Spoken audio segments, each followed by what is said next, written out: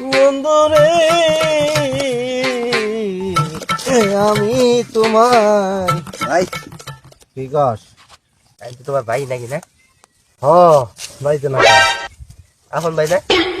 আপন ভাই রে, কি কথা কস তুই? আপন ভাই তো কিছে?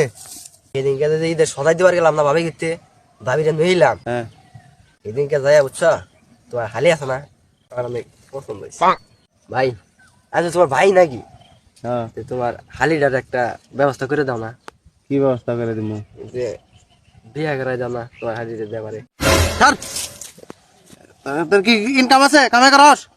তো সকালে হেগে তো দেখে তুলে দিয়েছি খেতে খেতলা ঘাস কাটানো গরু আইসত না বাচ্চা একটা কাম করস না, তুই আবার কর বিয়া করে আমার হালির পিছে যাস। আইছে আমার হালি তার বিয়া করাই দিব, তার বিয়া করে দেন তার নাকি দিকে জান থেকে যা। একটা ব্যবস্থা করে দাও না ভাই। তুই কেন থেকে যাবি না? কাশির কাটা দুইটা হবে না কামো যাবা যা।